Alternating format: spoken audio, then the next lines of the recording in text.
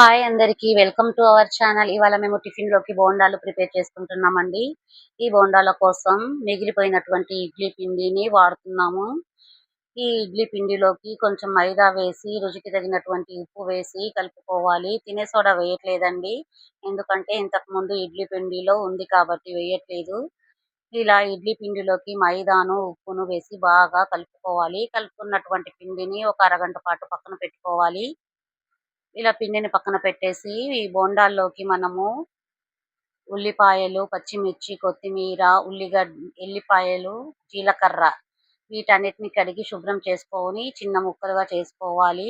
ఇలా ముక్కలుగా చేసుకున్నటువంటి ఈ పచ్చిమిర్చి, ఉల్లిగడ్డ, కొత్తిమీరను పిండిలోకి ఒక్కొక్కటిగా వేసి కలుపుకుంటూ ఉండాలి. జీలకర్ర వేసి కలపాలి. ఆ తరువాత అవసరమైతే బియ్యం పిండి కూడా వేసి కలపాలి. బియ్యం పిండి వేయడం వల్ల బోండాలు కరకరలాడుతూ ఉంటాయి.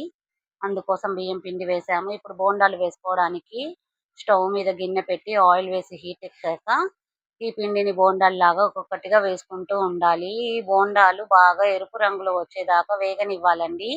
ఇలా వేగినటువంటి బోండాలను ఒక చిల్లుల గిన్నెలోకి తీసుకోవాలి.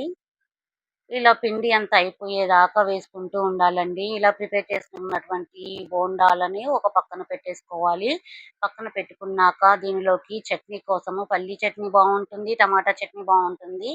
కానీ మేము టమాటా చట్నీ కాంబినేషన్తో తింటాం కాబట్టి టమాటా చట్నీ చేసుకుంటున్నాము. దీనికోసం టమాటాలను కడిగి ఒక గిన్నెలో వేసి ఆ టమాటాలను స్టవ్ మీద పెట్టి మగ్గనించాలి. ఆ తర్వాత వేరే గిన్నెలోకి నూనె వేసి పచ్చిమిర్చి, కొత్తిమీర, ఎల్లిపాయలు, జీలకర్ర వేసి మగ్గనివ్వాలి.